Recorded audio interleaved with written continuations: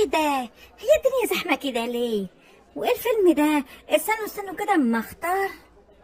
لا يا ماما. اصل محمد اختار وحجز. هندخل الفيلم ده.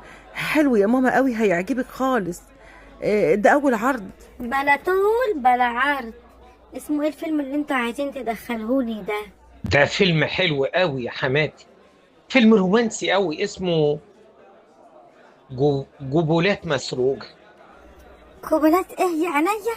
مسروقة؟ ومسروقة ليه؟ استغفر الله العظيم. انا لا هخش قبلات مسروقة ولا مسلوقة. انا عايزة الفيلم اللي هناك ده.